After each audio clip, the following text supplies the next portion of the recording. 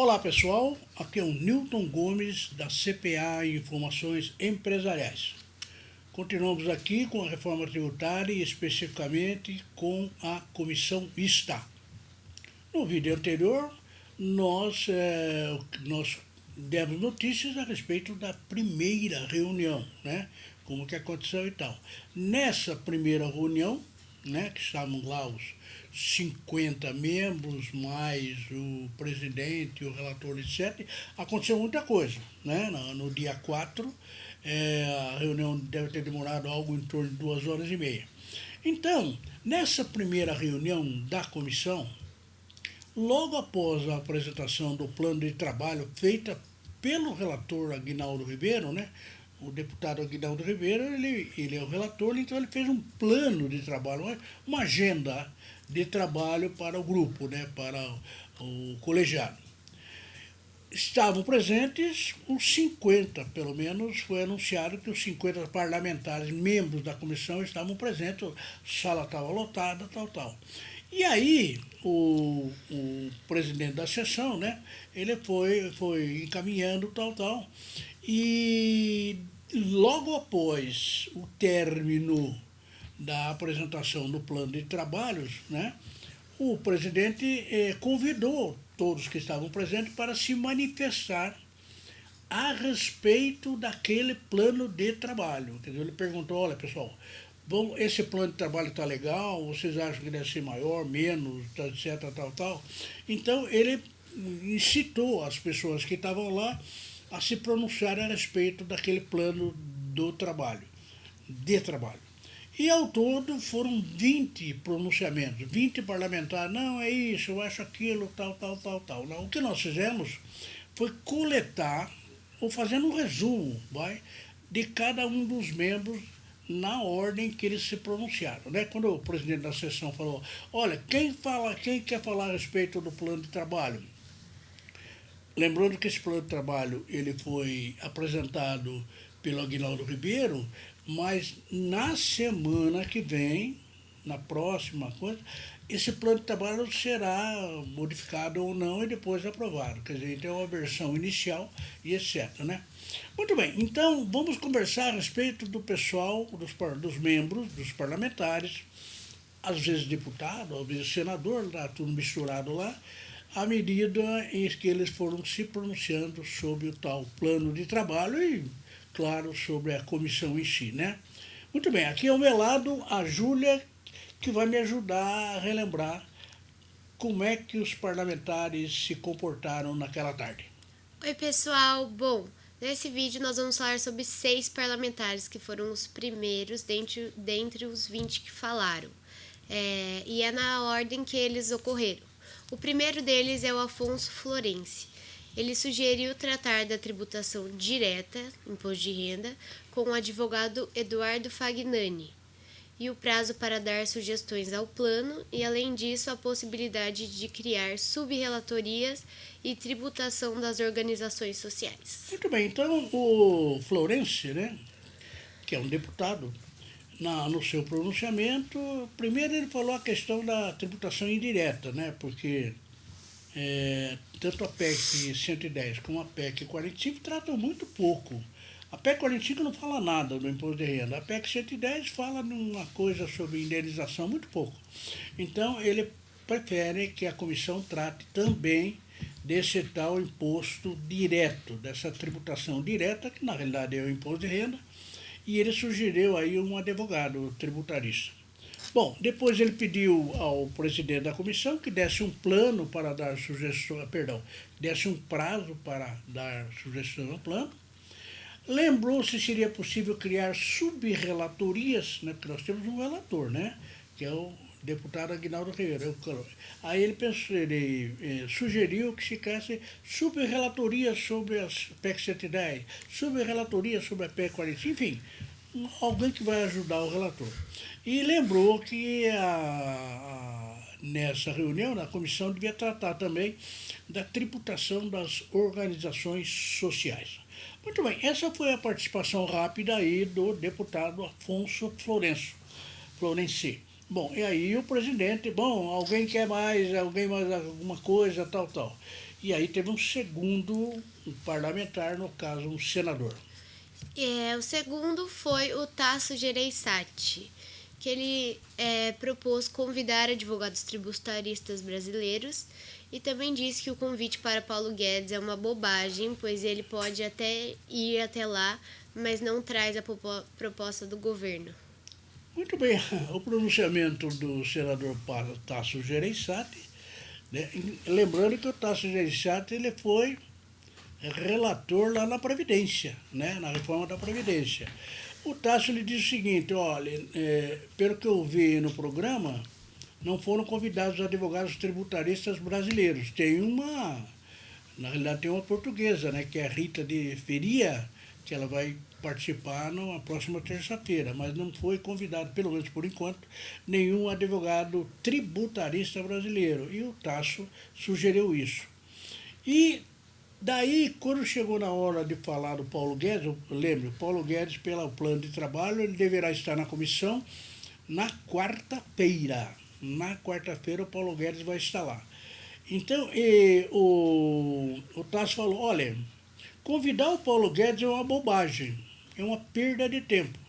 Porque ele pode vir, pode até bater papo, conversar e tal, mas acaba não trazendo o programa, a proposta do governo, que todo mundo está querendo ansiosamente, né? Então, bom, essa é a opinião do Tasso Gereissati, vamos ver o que acontece quando o Paulo Guedes estiver lá na comissão. Bom, daí vem um terceiro. O terceiro é o Fernando Bezerra, que disse que dá tempo, pois eles têm tempo de elaborar apenas o texto base. Muito bem, o Fernando Bezerra Coelho, como nós sabemos, ele é um senador e ele é líder do governo lá no Senado. E ele, todo mundo está falando que não vai dar tempo, 45 dias é muito pouco, ver essa matéria de tal envergadura e complexidade não vai conseguir e tal, tal. Esse é talvez um pensamento aí meio genérico, lá de muitos dos parlamentares pensam nisso. O Fernando falou o seguinte, olha gente, essa tal reforma tributária nós já estamos discutindo há 30 anos. Desde a Constituição a gente está falando em mudar os impostos, tal, e nunca levou a nada. Dá para imaginar que ao longo desses 30 anos a gente discutiu muito a respeito disso. Então, 45 dias, segundo ele, já está de bom tamanho. Afinal de contas, o que a comissão pretende é fazer um texto base, junta a PEC 110, junta a PEC 45, faz um texto base. Depois desse texto base, que é que ele venha a ser aprovado, inclusive depois tem que passar pela Câmara e pelo Senado, se for aprovado, vira lei, aí nós teremos leis complementares, nós teremos leis ordinárias, nós teremos um monte de atos, né? Mas ele entende, o Fernando Bezerra entende que apenas para aprovar um texto base, 45 dias está bom demais. Não há nenhuma razão. O texto já está, o tema está muito discutido há muito tempo, está tudo mastigado, tal. Ele acha que tudo bem. Muito bem, esse foi o terceiro participante lá que resolveu se pronunciar a respeito do plano de trabalho. Bom, depois nós tivemos um quarto participante, que é o Alex Fontaine. Ele disse que o sistema tributário nacional está falido. Na realidade o Alex Fontaine, aliás, ele é um deputado, mas também é empresário, né? E ele não economizou palavras para falar mal do sistema tributário nacional, que ele é caótico, que ele é incompreensível, que ele é complexo, que ele está sem condição de continuar, que por causa dele o país está perdendo competitividade, por causa do sistema tributário a gente não consegue avançar, não consegue ter bons resultados econômicos. Enfim, ele desbancou com o sistema tributário nacional. Na realidade, é bom que se diga o seguinte, o sistema tributário nacional brasileiro, ele foi inserido na Constituição Federal de 1988, está lá no artigo 145 até o 146, até o 165, e ele foi considerado um modelo de sistema tributário nacional na época internacional, porque ele foi feito por grandes especialistas, por grandes tributaristas, advogados brilhantes, tal, né? Então, na época era bom. O que acabou acontecendo é que depois ele foi mudando, foi fazendo isso, um penduricalho daqui, uma jabuticaba de lá, foi indo e virou nessa mixórdia que nós sabemos hoje. Então, na realidade, o sistema tributário nacional original era muito elevado, considerado um dos melhores do mundo. Acontece que ao longo do tempo ele foi se transfigurando, perdendo a sua essência e acabou virando naquilo que nós sabemos hoje. Na realidade, o Alex, que é um deputado, que é um advogado, que é um empresário, ele está falando de uma coisa que ele sabe muito bem e trabalha com isso há muito tempo. Muito bem, então esse foi o quarto participante, né, Júlia? E quem foi o próximo? O próximo foi o José Serra, que disse que ouvir a professora Rita é uma perda de tempo, porque ela não conhece a realidade do país e nem o ICMS, e também disse que tem que ter muita calma e fazer um trabalho responsável. Bom, o José Serra a gente conhece, né? Ele é um senador aqui de São Paulo, ele foi governador do estado de São Paulo, né? Foi ministro, etc., tem uma experiência longa. E ele deu a opinião dele a respeito do plano de trabalho, da agenda, tal. Ele começou dizendo o seguinte, né? Olha, ouvir a professora Rita de la Feria é uma perda de tempo, porque ela não conhece a realidade do país, nem o ICMS. É verdade que depois o outro deputado que falou isso falou, não é bem isso, Serra. Na realidade, ela conhece muito a realidade do sistema tributário nacional. Ela já esteve várias vezes aqui, ela deu aulas em muitas universidades e ela dá aula no mundo inteiro. Ela roda o mundo falando sobre o IVA. Ora, se você considerar que a PEC 110 no Senado, ela pretende instituir um IVA, claro, com um nome diferente, IBS, e se a PEC 45, que está na Câmara, pretende instituir o mesmo IVA, uma quer extinguir 9 tributos, outra quer extinguir 5 tributos, mas tudo isso para fazer o IVA. E se a gente quer fazer o IVA, quer instituir o IVA, criar um IVA, nós temos que conhecer esse IVA, como é que funciona. Ora, a professora Rita é uma das maiores autoridades do mundo sobre o IVA. Ela dá aula em universidades na Inglaterra, em Portugal, na Espanha, nos Estados Unidos, e vai por aí afora. E assessorou também alguns países que introduziram o IVA. Né? Um país lá, que eu não me lembro qual deles, depois de falar, mas tinha que introduzir, chamou ela lá e ela assessorou a introdução disso. Então, o IVA ela conhece. Né? E o ICMS, com certeza, na realidade o ICMS é um IVA. Mal feito, mal executado, mas é um IVA, né? Então, tudo bem. Muito bem. Agora, depois disso, depois de ele ter falado mal da Rita, ele falou que a gente tem que ter muita calma e fazer um trabalho responsável, né? É claro que todo mundo que está lá imagina que vai ter calma, né? Alguns estão achando que é pouco tempo, vai ter calma. E me parece, ou pelo menos estamos torcendo, porque todo mundo faça realmente um trabalho responsável com isso aí. Ok, Julia? E aí, e depois, quem é que veio? Depois, e por último desse vídeo, foi o Mauro Benevides Filho, que disse que ouvir a palestra da professora certamente vai valer a pena, e fez a pergunta: por que tratar só da tributação sobre o consumo? Em terceiro lugar, disse que não é alíquota única, porque tem estados e municípios. E o problema na tributação da cesta básica, ele falou também, inserir tributação do patrimônio e da renda e a preocupação das empresas no setor de serviço. E por último, a tributação da economia digital. Muito bem. O Mauro Benevides, filho, ele é filho do antigo senador também, que está lá ainda, mas está velhinho já, e ele é muito capacitado, né? Roda o mundo, etc., fala sobre tudo isso aí. Então, quando chegou a hora dele se pronunciar, ele falou várias coisas, né? Eu vou dar uma resumida aqui. Primeiro, ele disse que ouvir a palestra da professora Rita realmente vai valer a pena. Ela tem um expertise fantástico, um conhecimento fantástico.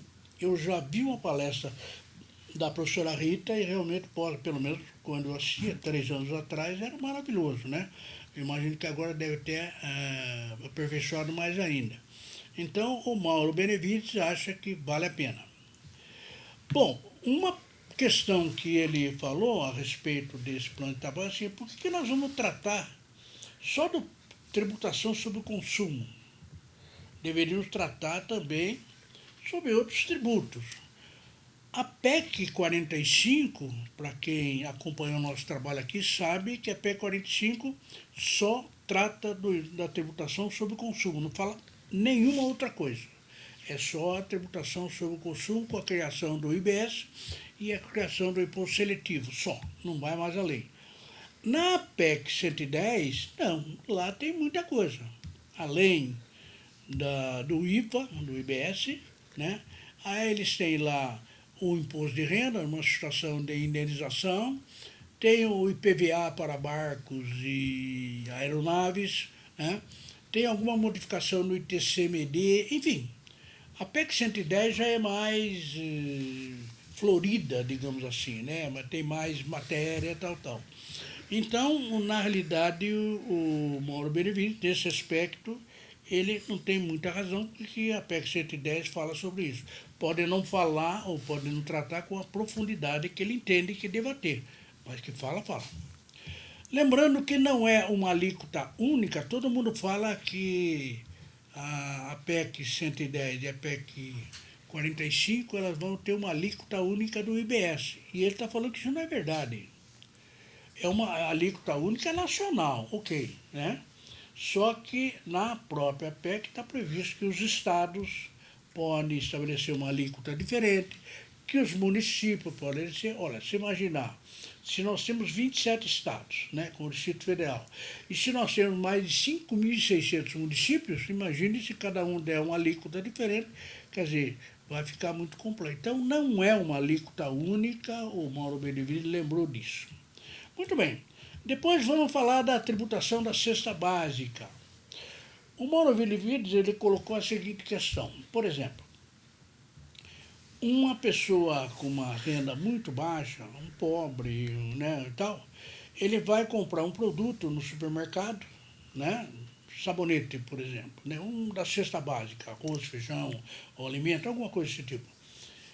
A propositura é que se cobre o imposto igual para todo mundo, pobre, rico, remediado, classe alta, classe baixa, todo mundo paga o mesmo preço no arroz, no feijão, na linguiça, tal.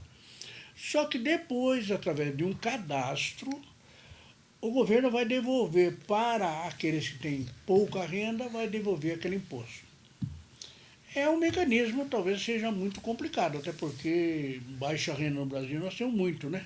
Então, sei lá como é que vai funcionar isso na prática. Ele fala, não, pela informática a gente identifica quem é pobre e manda o dinheiro de volta. Quem já esteve no exterior sabe essa história da devolução, né? Por exemplo, você está num país e vai lá e compra uma camiseta numa loja. E você declara para o vendedor que você é brasileiro. Apresenta o passaporte, declara. Ele anota lá.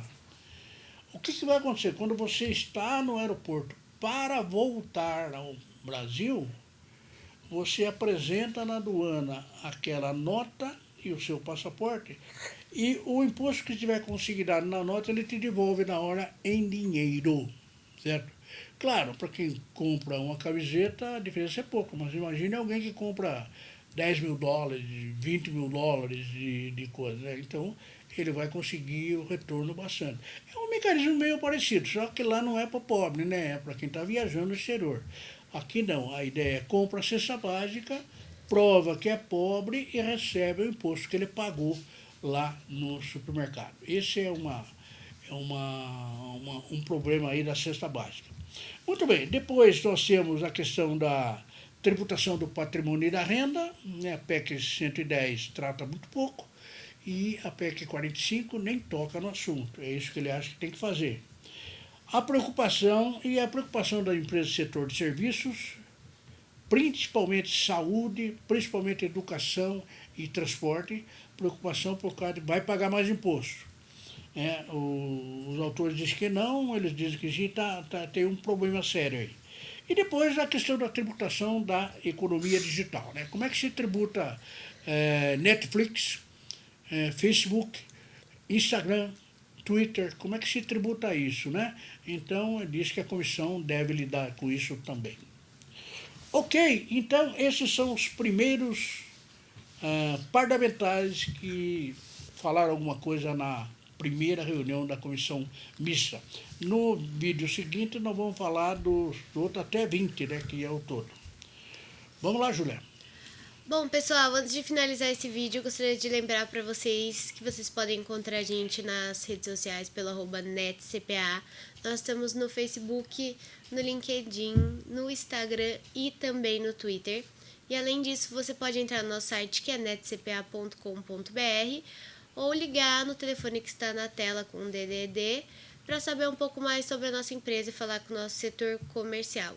Por último, gostaria de lembrar vocês para se inscreverem no nosso canal aqui no YouTube, para vocês poderem acompanhar os próximos parlamentares. Muito obrigada e até a próxima. Muito bem, no próximo vídeo nós vamos verificar os próximos parlamentares, mas eu gostaria de dar uma notícia muito importante. Na próxima quarta-feira, que é o dia 11, estará na comissão mista ninguém menos, ninguém mais do que o ministro da Economia, Paulo Guedes. Ele foi convidado, parece que já aceitou, ele estará lá, e ele, o secretário da Receita Federal, e tudo indica que o Paulo mais o Tostes da Receita irão levar a proposta do governo, que é a que está faltando, né? Nós temos duas, uma na Câmara e no Senado, está faltando do governo. O Paulo falou que ele vai levar, que na quarta-feira ele vai na comissão e leva. Então, vai ser uma semana muito movimentada, além, claro, da participação da professora Rita, que é excepcional em relação ao IVA. Muito bem, espero vocês nos próximos vídeos. Muito obrigado.